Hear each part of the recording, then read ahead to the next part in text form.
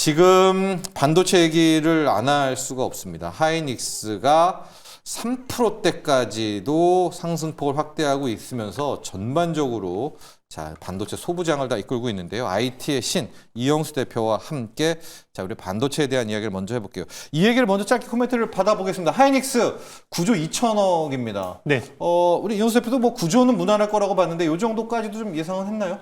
일단 이제 제일 긍정적으로 본 시나리오의 상단을 뚫었죠. 네. 네, 그래서 그만큼 지금 HBM 쪽이 좋구나. 왜냐면 이제 삼성전자 실적 발표할 때만 해도 좀 굉장히 많은 우려들이 있었잖아요. 네. 근데 이제 AI와 논 AI 간의 차이가 여기서 난다 보고 있습니다. 네. 자, 그리고 소부장까지 이끌고 있고, 뭐, HBM4에 대한 이야기까지 나오고 있고, 이러면은 좀 상방 좀 열고, 우리의 우려 좀 덜어야 되나요? 아니면은 또 내일 또 아픔 겪고 뭐 그래야 되나요? 일단 오늘 SK 하이닉스 컨퍼런스 콜이 되게 중요할 것 같은데요. 여기서 HBM에 대한 엔비디아와의 공급 계약, 여기서 뭐 계약에 대해서 디테일하게 설명하지는 않겠지만 어느 정도의 톤은 줄 수 있거든요. 그래서 네.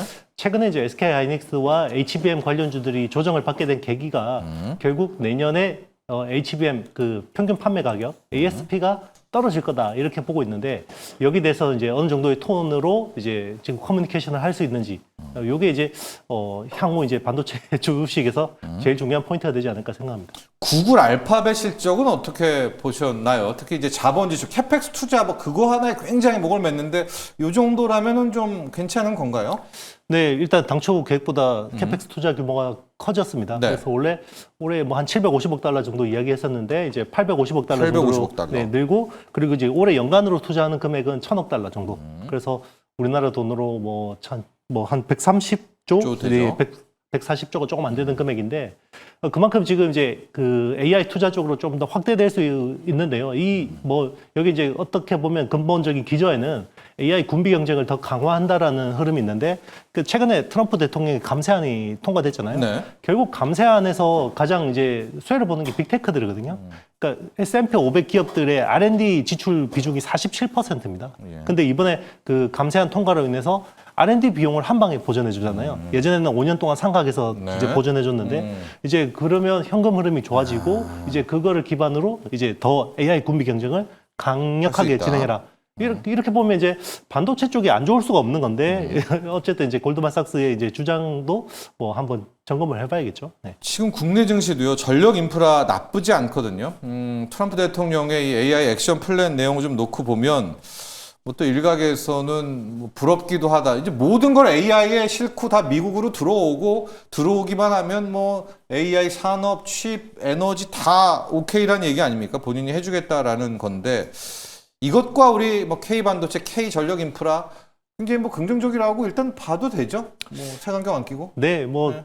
우리 정부 당국도 유심히 보고 있을 거라고 생각해요. 이 네, 행동을, 맞습니다. 이 이 액션 플랜을 네. 보고 있을 건데 사실 2023년에 바이든 행정부에서 제정한 행정명령이 있어요. 그게 결국 AI 안정성에 초점을 두는 이제 조치였는데 그걸 폐지를 했습니다. 아예 폐지를 하고 생각나요. 그때 뭐 네, AI가 맞습니다. 그쵸, 교란할 수 있고 그렇죠. 뭐 위험하고 네, 여기에 대해서 뭐 검증 가능한, 안전 가능한 여기에 대해서 어느 정도 이제 입증을 하라고 했는데 그거 다 폐기하고요.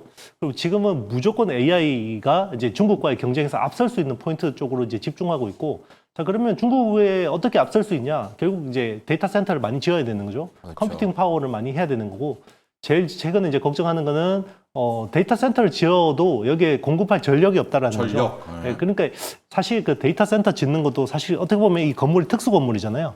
그래서 이게 빨리빨리 건물을 올라갈 수가 없어요. 우리나라 아파트처럼. 그리고 여기 필요한 전력들도 전력 인프라를 구축하는데 굉장히 많은 시간들이 필요하거든요. 이런 것들을 완전히 초단축해서 할 수 있도록 규제 완화. 네, 완화하는 거고요. 단순히 규제 완화 수준이 아니라 기존에 이제 그 국유화된 그 정부가 가지고 있는 부지들이잖아요.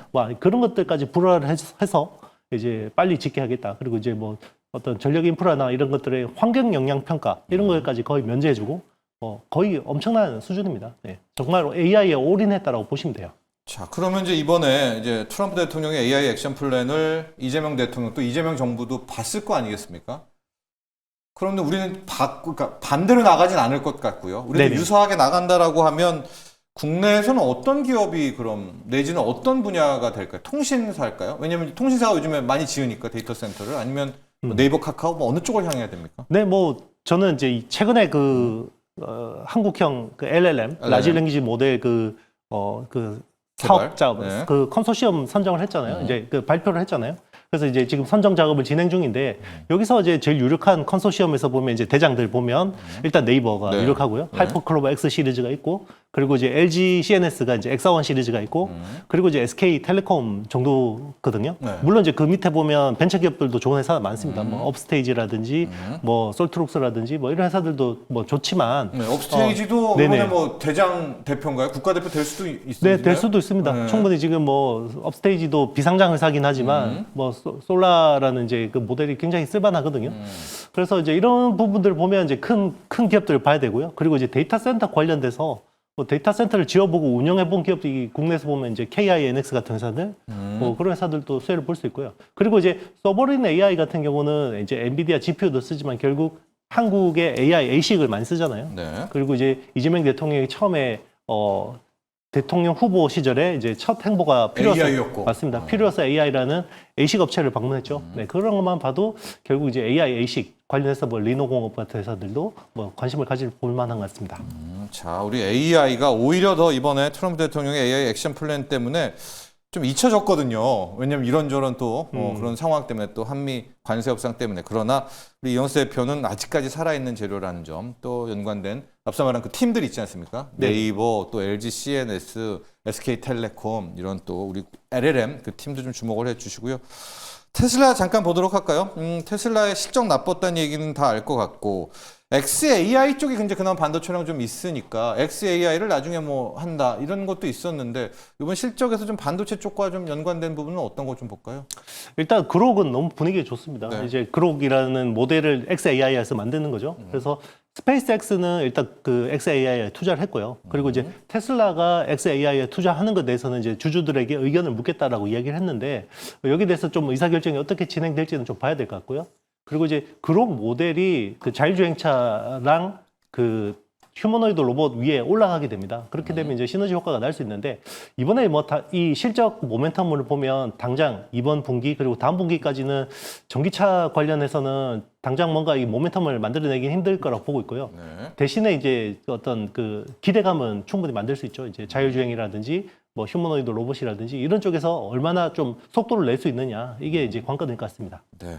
삼성전자 얘기도 준비를 했는데 뭐 HBM3 12단이라든가 HBM4라든가 또 파운드리라든가 이런 이야기는 또 너무 많이 했고 동어반복인 것 같고 이제 정말 뉴스에 나오면 그때 저희가 분석을 하도록 하겠고요. 삼전 관련한 가장 새로운 뉴스는 이 폴더블 폰이거든요.